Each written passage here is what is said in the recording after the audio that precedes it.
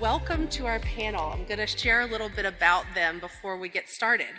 So Bina is the founder of Project 8P Foundation, established in 2018 to accelerate research for chromosome 8P disorders.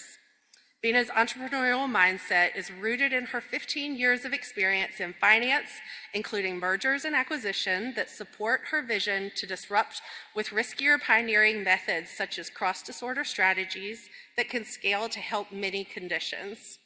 She embraces open science as she is breaking down silos and fostering interdisciplinary cooperation to propel the field forward in neurodevelopmental disorders. Sunitha is the vice president of the CACNA1 Foundation and joined the board following her daughter's diagnosis with CACNA1 related disorder. Most recently, she founded and is the CEO of the Buffalo Initiative, which represents the first collaborative funding network and coordinated approach to community-led therapeutic development for neurodevelopmental diseases. She is an attorney with experience in private investments and nonprofit law, and she also serves on the governing board of Combined Brain, a consortium devoted to speeding the path to clinical trials for people with rare genetic neurodevelopmental disorders. And finally, Megan. Megan is the CEO and co-founder of Mission Cure, a nonprofit organization dedicated to finding therapies for chronic and recurrent acute pancreatitis. With a background in law and innovative financing for early childhood programs, Megan brings a fresh perspective to tackling this challenging condition. So thanks for being here, and thank you to our panel.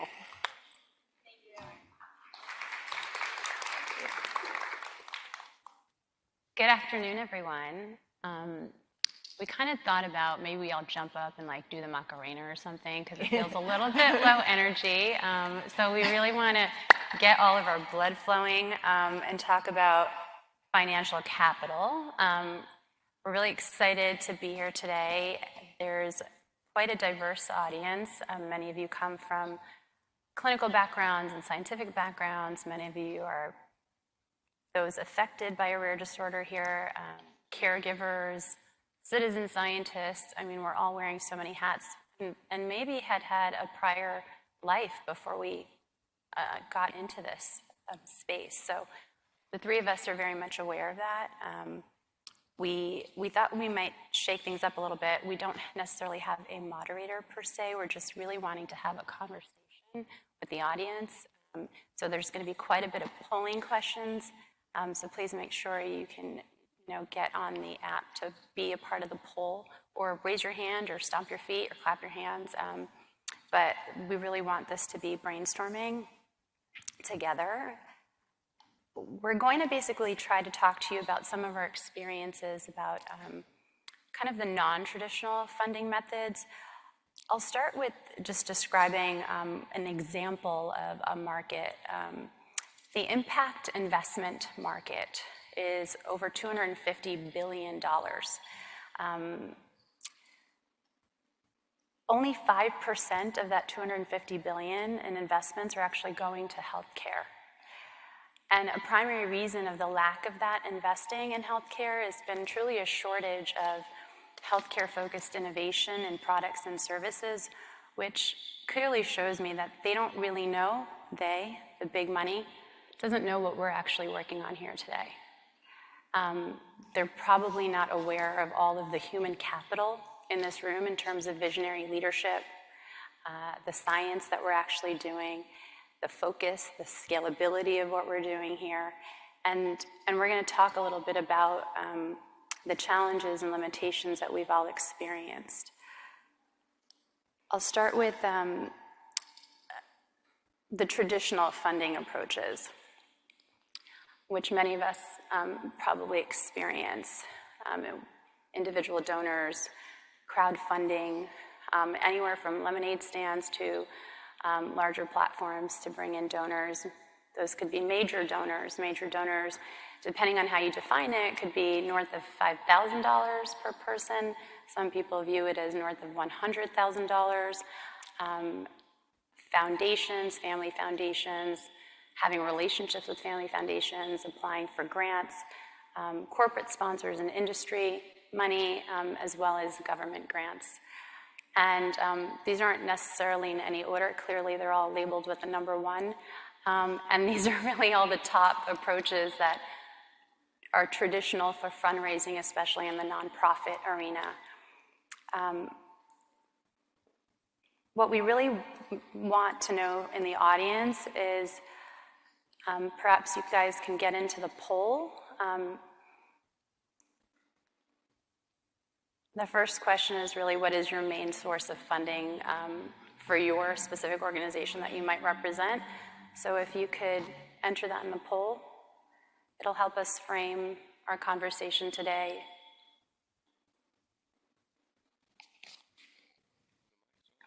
Hello? Oh, there it is. Okay, so they're having some trouble showing the results up there, but the number 1 response, 68%, has said small individual donors. The next is 6 responses with 17% with major individual donors. Then corporate industry is at 14%, and foundations is 3% with 1 person. 1 person. Wow. Wow, okay. Thank you, that's really interesting.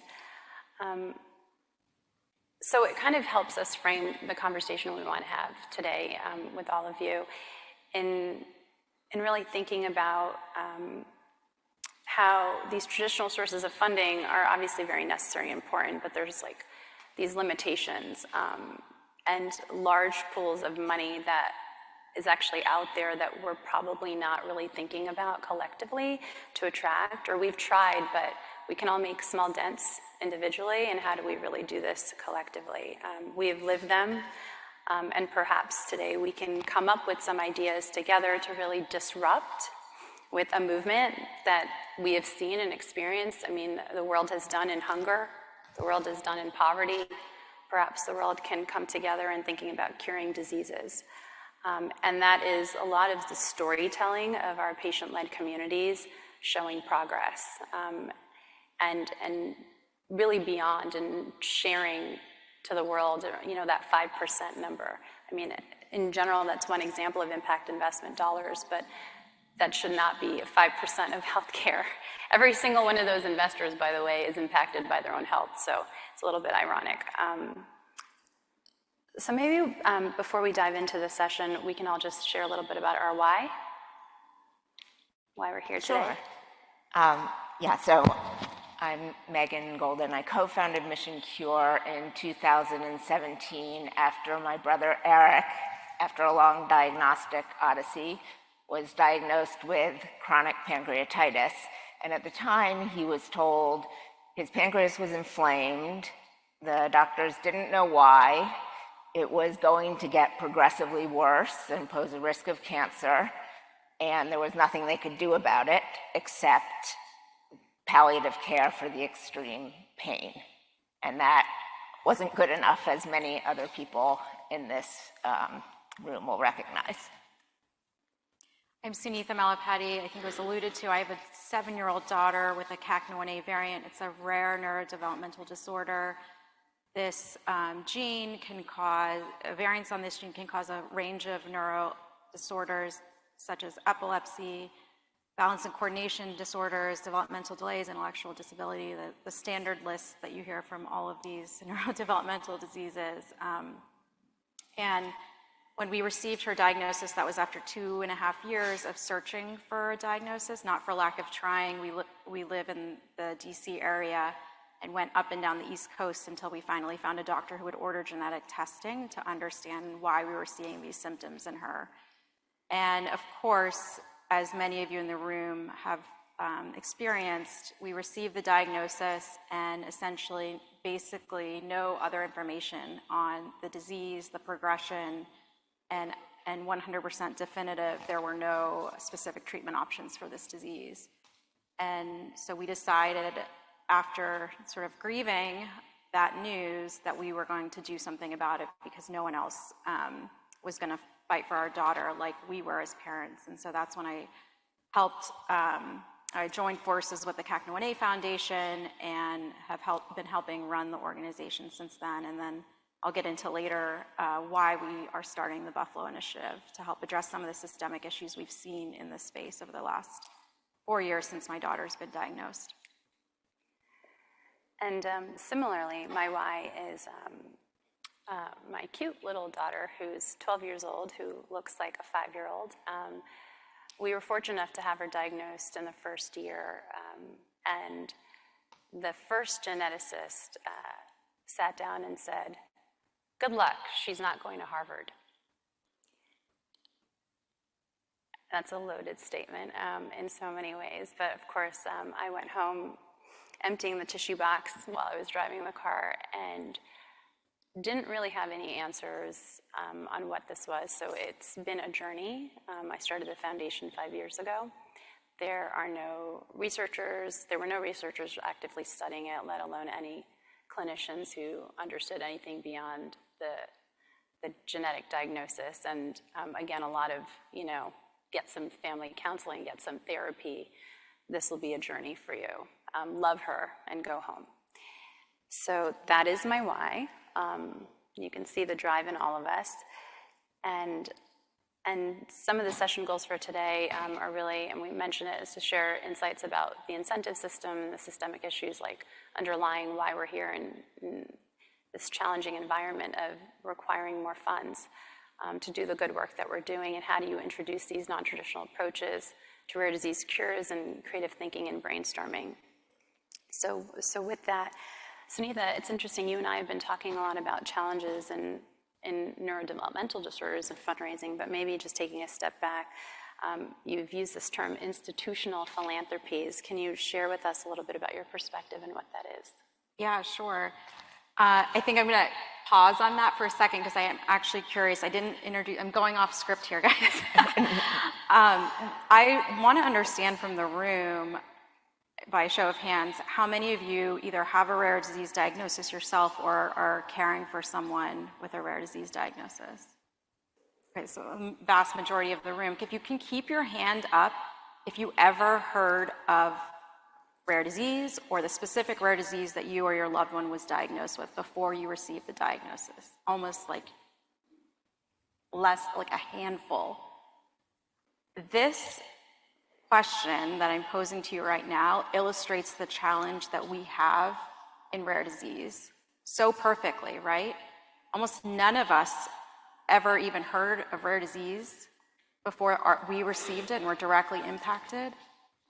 And that's the same for everyone outside of this space that we are trying to access to give a damn about rare disease, but also give us funding to create solutions.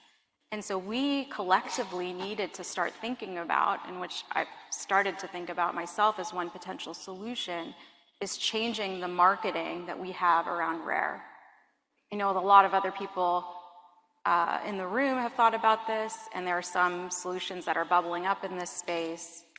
But I have thought about it specifically with respect to how do we raise institutional philanthropic dollars, because we've started to understand in the CACNA1A space, I know it's the same for everyone, the amount of money that we need to raise to get to where we want to as an organization, which is clinical trials for this disease, is going to require millions of dollars that we have not found within our community yet.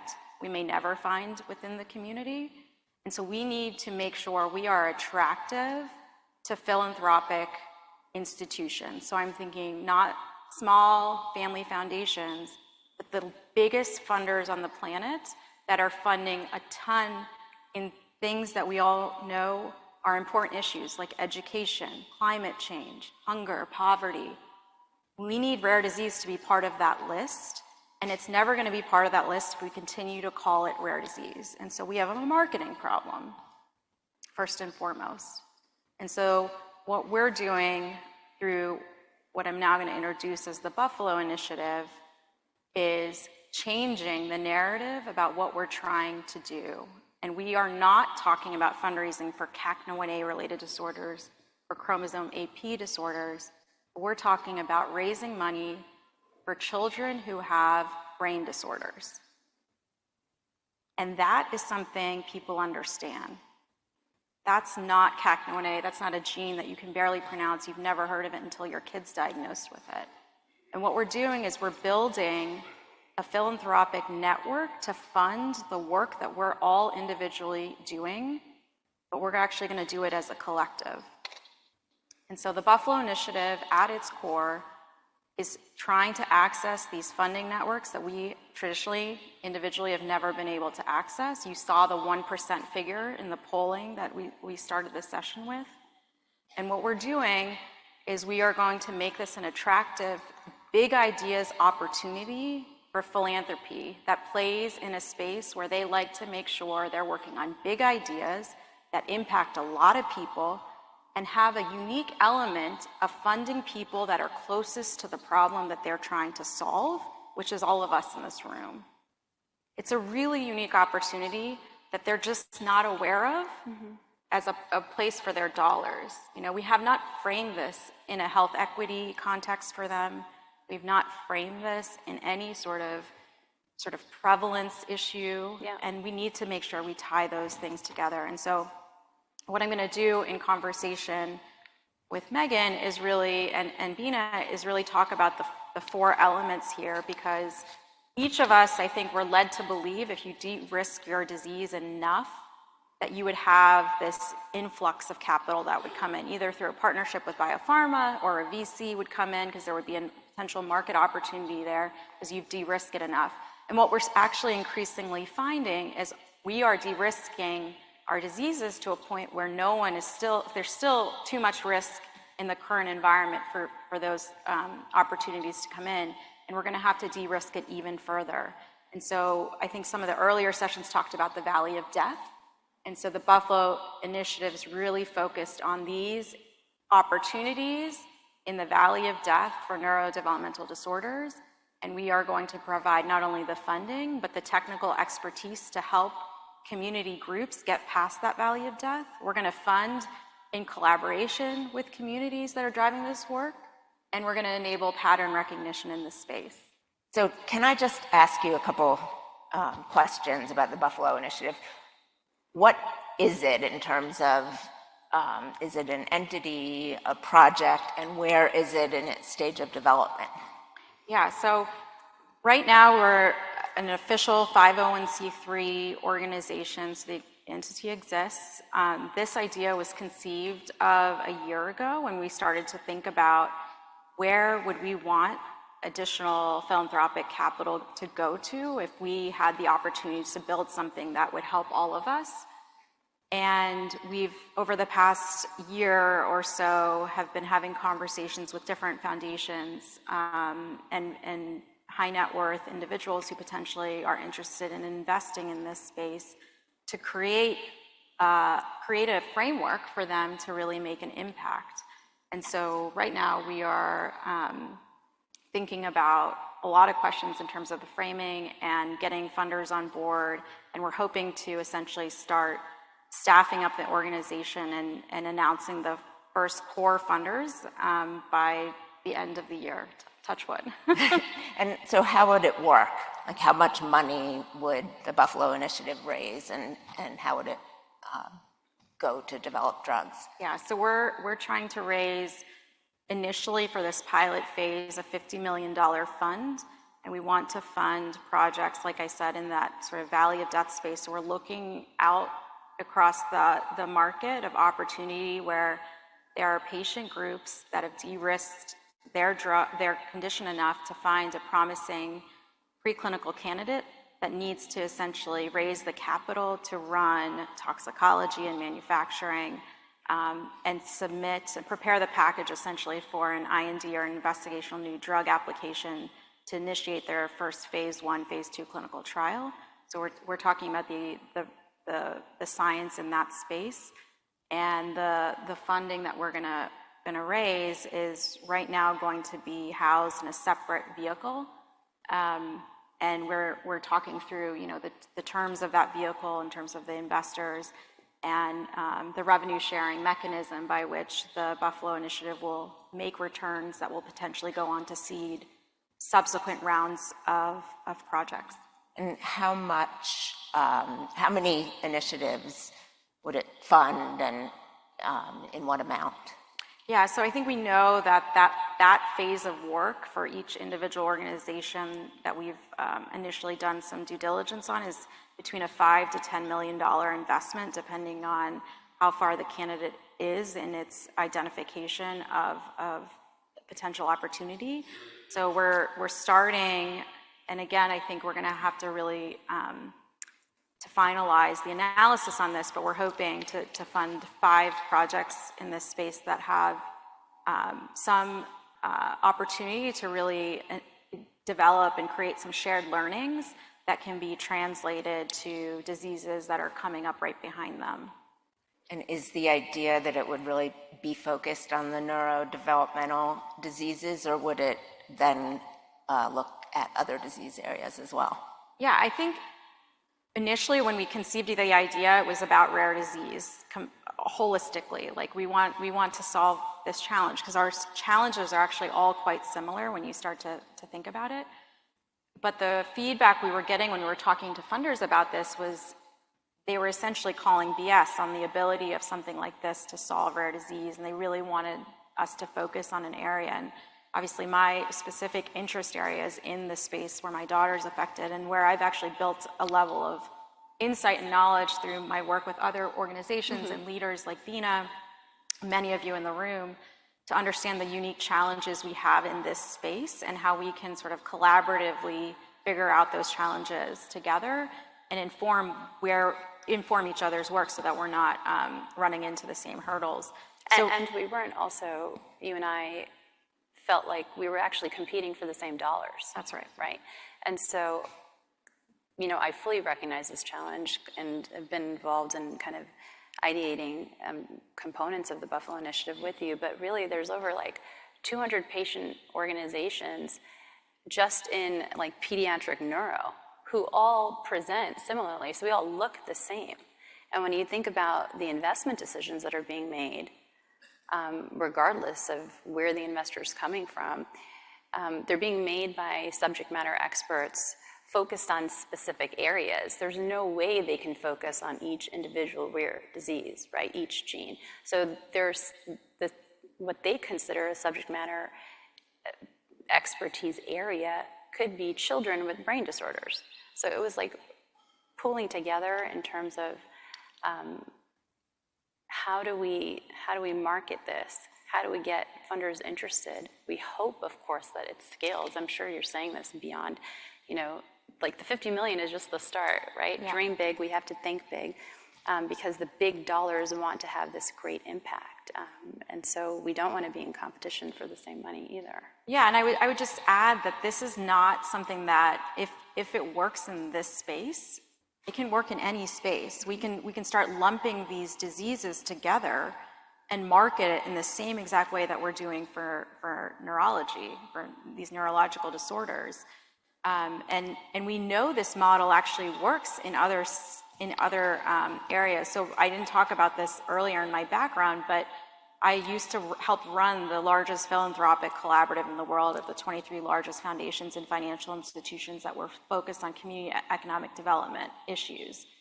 And these types of funding networks and collaboratives work in other spaces, and we're actually just bringing it to rare. So I'm not making up anything that's never been tried before. But we have to make sure we're doing it in a way that's attractive to the funders that want to make an impact. So question for you. Who will the funding go to? Will it go to a patient organization? Yeah, this is a really good question. It's a question that actually the philanthropies we're talking to have.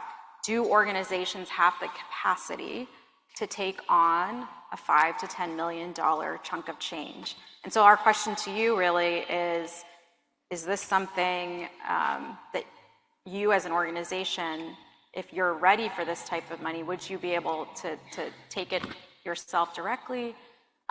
Or should we be thinking about giving out this money in a different way, which we're starting to think about, but we're still early stages, so we really want this to be ideating together. So if you could do this poll, would your group be ready for this sort of infusion of cash to go towards studies in that valley of death space? Oh, there we go. Okay, so we've got about 30 responses now, and the top answer is 35% said we could be ready soon if we have some technical assistance. The next is 32% said no, we are not ready yet. 24% said yes, we have a plan and capacity to use a $5 million investment. And then 7% said they are not sure. That's really helpful. I mean, I think at the end of the day, we're right now have not figured out all of the details of this, and would love to welcome the opportunity, especially at the end of this session or afterwards, to have that discussion with you. And I'm looking forward to really telling you more about this as we announce the initial funding cohort that we've engaged. But right now, I think the other sort of piece of this is we can't just go to philanthropy. There are other really major sources of funding through our government. I know Megan specifically has thought a lot about the incentive challenge with getting government grant funding. So Megan, I want to turn it to you now for your ideas. Yeah. So I think we all know that there's too many diseases with no effective treatments or cures. And I really believe, after the journey I've been through and my past experience, that it is fundamentally because the incentives in the drug development system are not aligned with improving patient outcomes. So there's not enough money or priority put toward developing cures and treatments that improve patients' lives. But at the same time, we're spending billions or even trillions of dollars on hospitals and other medical expenses for patients with poor outcomes and no effective treatments. So my kind of experience with the incentives has taught me that if you look at the drug development system, the early research, the basic science, is done by academic medical centers, universities, and it's fundamentally funded by government, mostly the federal government. There is some foundation funding, but if you look at the numbers, it's a drop in the bucket. And the incentives in academic research are academic incentives. They are around publication, around tenure, about bringing in big grants. I know there's researchers here, and I'm not talking about the incentives of individuals, because I know people go into these fields because they want to help. But the systems that they find themselves in have a certain set of their own incentives, and the timelines are very long, often in decades. So, and then the later stage drug development is done by pharma companies, funded by private investors and the market, and the incentive is profit.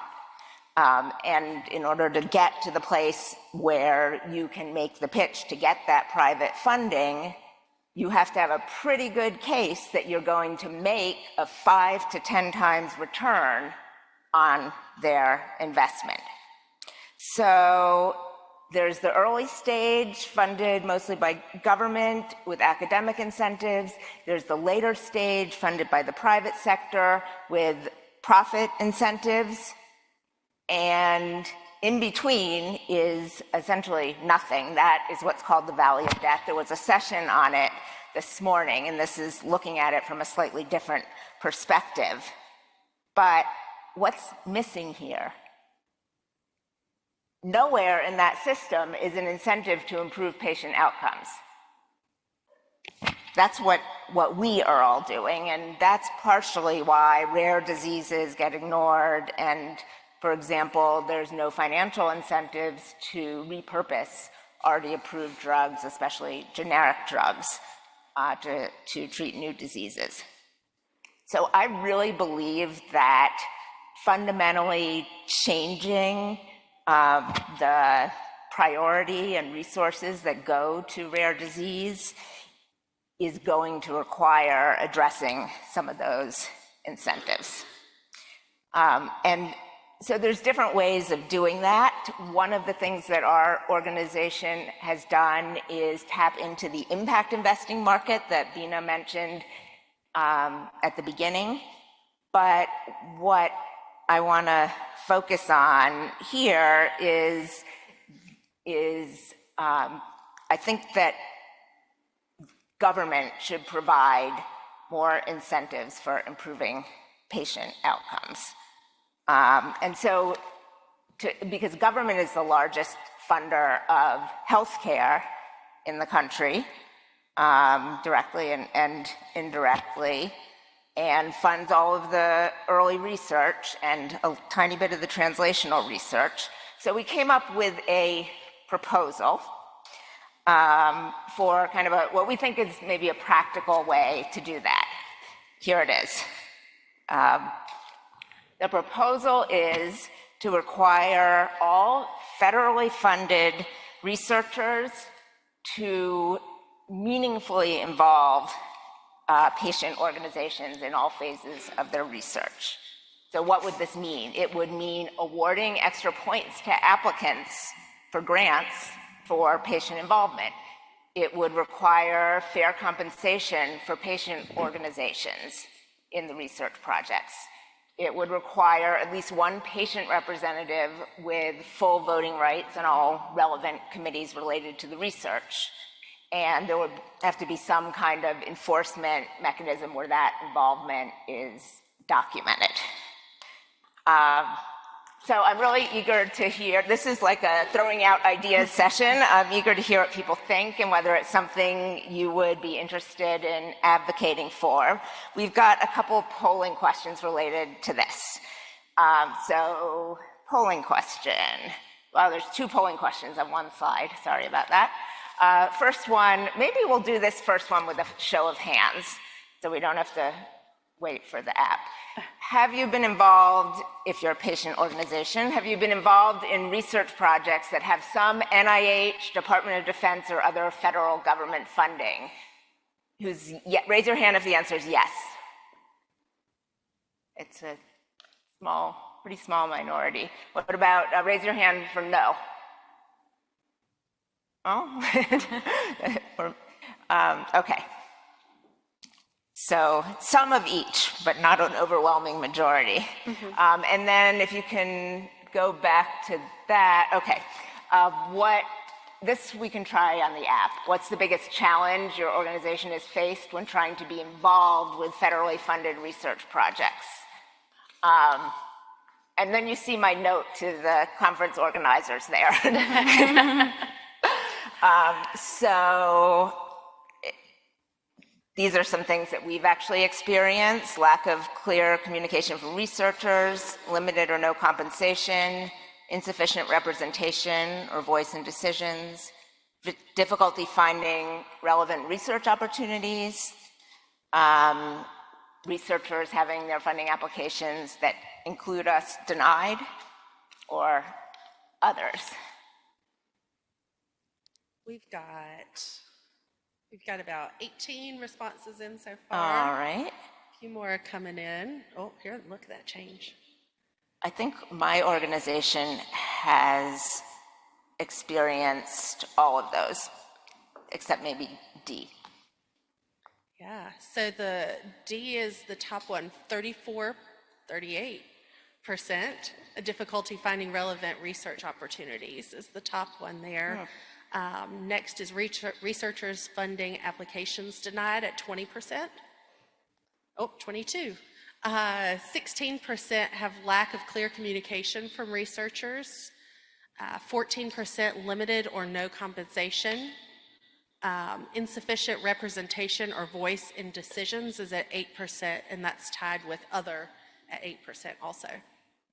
I think that if our federal research partners are still here, I think that is interesting, and that there should be more opportunities or information about relevant I think it'll be really important for us to share the results of, some sort of survey around this as the prompt, and really actually advocate together about it. But I mean, it's like we've talked about this. Yeah, what do you think about this idea? The proposal for the federal funding?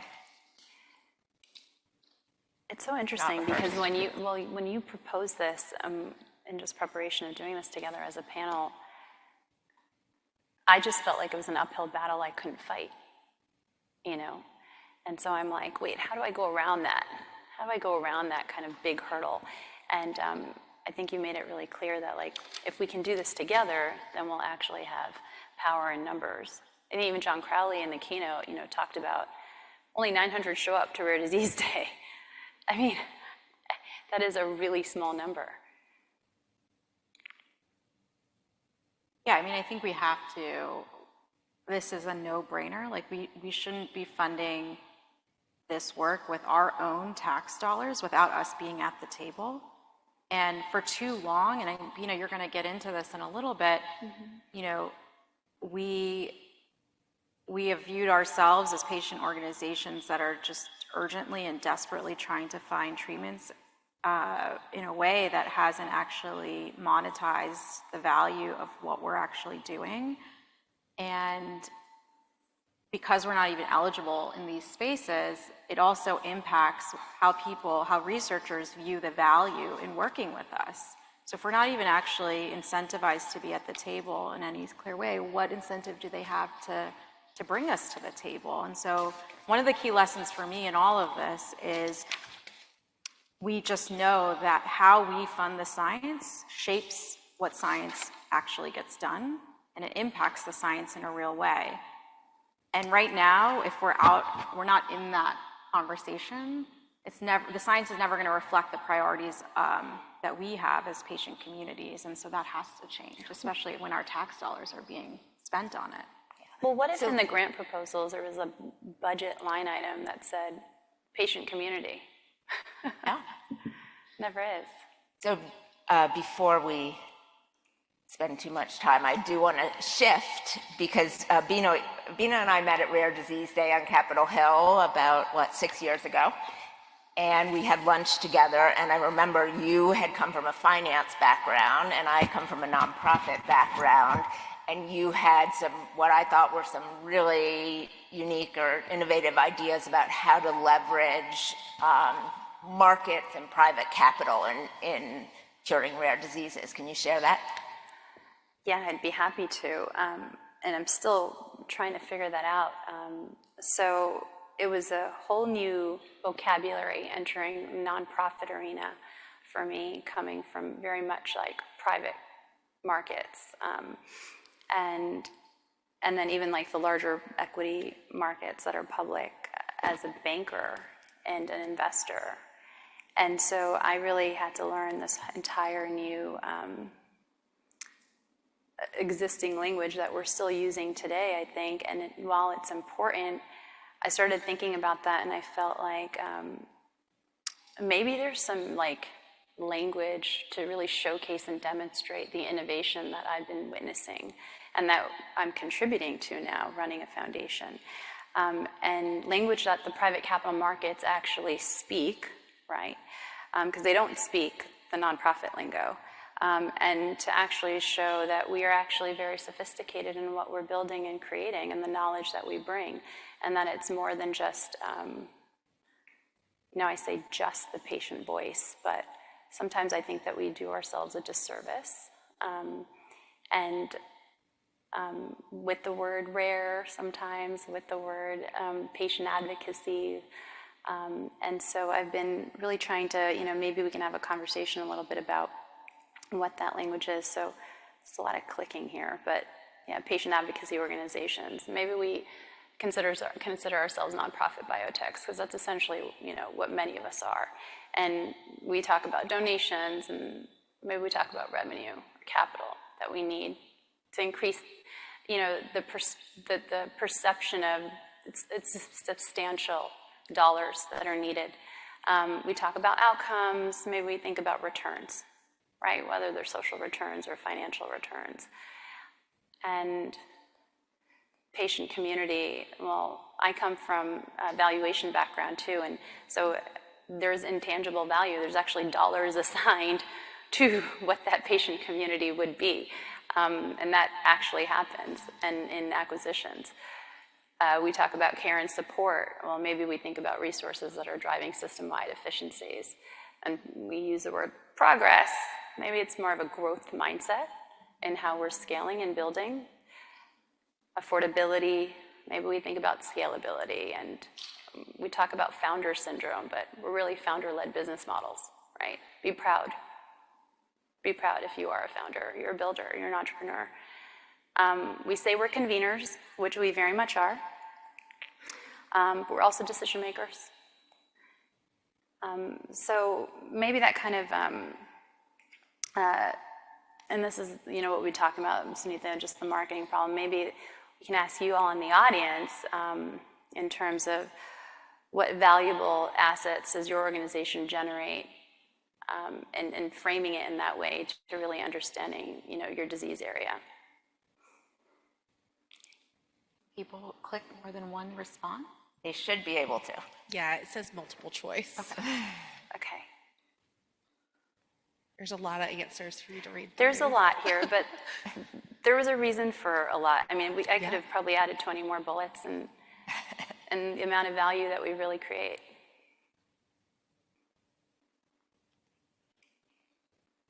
Here they come. Do you want to say something about them while people are filling them? I mean, I'm just curious if you guys can just by a show of hands, does this sound like a foreign language? Yeah, I mean, it's okay. I think it seems like it doesn't right here. I don't hear it enough. I don't think I've seen enough presentations from foundations and diseases too, and hearing the language that we use. So, this is really just to empower ourselves to show our level of sophistication. We have it. Yeah, I'll just say that I think all of us learned a new language based on you all saying you had never heard of rare disease or the particular disease that you or your loved one was diagnosed with. So we all had the ability to learn a new language, right, when we entered this space. And in order to bring others along with us, we need to speak their language. In order to bring researchers along with us, we had to learn the scientific lingo. And so when we're talking about financing, whether it be from philanthropy or whether it be from investors, we need to speak their language. And I think that's one of the things that we're all realizing in this work. And so how do we frame the stuff that we're doing in the language that is understandable and attractive to the people we're seeking funding from in all three categories: government, philanthropic, and private capital? Yeah, so I'll share some responses. The percentages are a little misleading. I'll tell you the number of people who have voted on these. So 27 said the highly engaged patient community. We've got 28 with data on patient experiences, that's such as registries, natural history studies, that kind of thing. 24 people said access to key opinion leaders or experts in the field. 23 said educational resources for stakeholders. We've got 12 with funding, 8 with scientific tools, 8 with biobank, 9 with experience in defining clinical trial endpoints, 13 advocacy or policy influence, proprietary technology for analysis was 3, and then other was 5. Thanks. I mean, I think I'm like wowed because it's really enlightening to show and demonstrate like maybe there's room for opportunity for us together to build some of these assets possibly. I mean, there's companies here that are helping us with like analysis, and maybe there's something we can do with scientific tools. Educational resources is great, and I think I would have expected that number to be higher. I just maybe made an assumption that we were all doing that, but I like to see the highly engaged patient community, and that does have a dollar amount. And data. And data, yeah. So Bina, if you have actually used some of these kind of innovative financing strategies, can you share that with us? Sure. Yeah, I'm happy to talk about, our foundation really started with nothing, and as I mentioned, there was none of these points you guys just voted on. There was no clinicians, no researchers, so we were really building from scratch. I'd like to say it's nice to start with a blank slate, but boy, was it tough. And how do we attract partnerships? People said, how much, which industry partners are working with you? And I was like, what? How can we even get them to think about us? And we're a chromosome disorder, so there's many, many, many genes involved that are missing or too many extra copies of. So I asked myself about like value, right? Like, and I realized that each of the bullets, I guess you guys can't see them right now, but the ones that you just voted on in the poll, all had a dollar value to it. Like in my prior career, which feels like a lifetime ago, like the brand recognition, the logo, had value of a company. The customer relationships had a dollar value to it. The data they were generating had a dollar value to it. Their top talent, the people that could not be replaced, had a dollar value to it. Their know-how, which we're all developing, had a dollar value to it, and that was priced into whether it was a merger and acquisition or even a sale of a specific subsidiary that had this. So I started reframing and thinking, okay, well, we're building a patient in community and there's value there. How do I position that? We're collecting disease data. We're servicing our patient community, right? Educational resources or services to the stakeholders. There's some technology that we're pioneering with some of our academic partnerships where we're really stewarding and shepherding the tech that they should use, like CRISPR and knocking down genes that haven't been done in chromosomes before. The visibility that we were creating, the operational support, and then really thinking about, okay, where can I build that? And so, forgive me, this is a busy slide. I tried to get it all in one. It really should be many slides. So all the way on the right side is our foundation, and what we did was we built a commission. We had a grant that we were fortunate to receive to really pull together key opinion leaders around chromosome disorders that affected the brain, because we're focused on neuro first. Although it is a systemic disorder, it affects many organs. But we started with neurodevelopmental as our key outcome.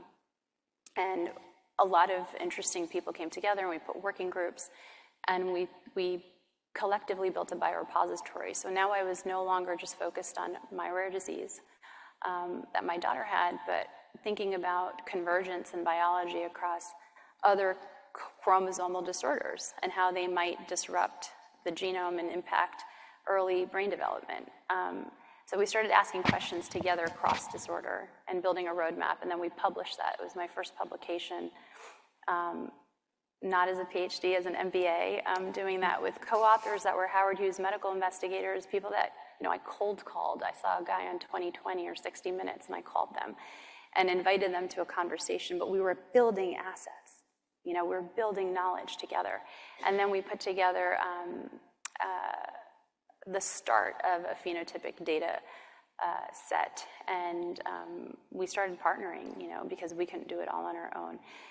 And then I thought about, well, what do we need? And so that kind of middle column with the arrows above and below it, we need some services, we need some technologies that we don't have, and who are the partners out there? Research and data, and it could go both ways, right? We have some, they have some. Expertise. We're bringing some experts in the key opinion leaders together, and how do we work together? And so the one company that we were able to attract, because the result of building this commission was Illumina. And Illumina is some multi-billion-dollar market cap. And I thought, well, maybe they can afford to help us out a little bit, right? And so we pitched them, and they pretty quickly said yes in what is basically north of a $2 million in-kind partnership. So no money is being exchanged, but they were willing to do hundreds of families for us. Families, if we had a family of 10, they would whole genome sequence all of our, the whole entire family. We just had to provide the blood and collect it, and they started offering additional stuff, we'll do methylation profiles, we'll run RNA-seq for you guys. We'll make the data available to all your researchers in an open science way. All the raw data will be available. We'll contribute our bioinformaticians, and this just became this amazing relationship, and I was able to leverage that, truly in a leveraged model, to be able to then incentivize other companies, whether they were startup biotechs, and you'll see some of the logos on the left, to do additional omics for us. And so in some of these cases, money was exchanged, but probably not at the price that they would charge to larger companies. They were giving us very much of a nonprofit discount, and they needed us. And we started kind of leveraging, truly, we all have to work together. We all need each other to answer the questions, and we were able to exchange and share in the data and put together kind of in a grassroots organic way, like-minded people which all had different incentives, but really understanding what each of their incentives were really helped us position ourselves as partners at the table, sometimes in the driver's seat. I can go on and on about this. Very, very cool.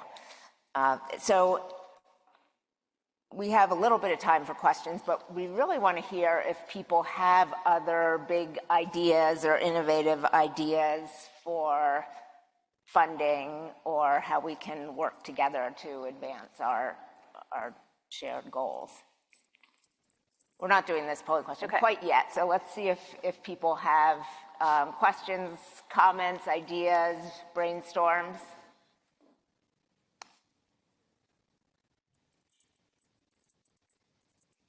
I think there's some. We've got one back here. Oh, I see, yeah. Hand up. Thank you. Hello, I'm Nicole with Rare Birds Foundation for ADSL deficiency. I'm wondering, you talked about perhaps like a different name for the rare disease community, and I'm wondering what you've been kicking around to call us. So for us, in the neurodevelopmental space, we really wanted to. I mean, people don't even know what neurodevelopmental is, to be honest with you. So I don't even use that anymore. But they know some of the big symptoms that are impacting our community. So epilepsy is something generally people have heard about. Autism spectrum disorders, typically everyone's heard of that. Same with intellectual disability. So giving people an idea of the symptoms that our kids are actually battling every single day has been incredibly helpful. I don't know that I have a good solution for rare broadly, but I think we need to stop saying rare because it just seems like there's no one, it doesn't impact that many people, and I don't really ever have to think about it because it's so not frequent. And so I think we individually probably need to think through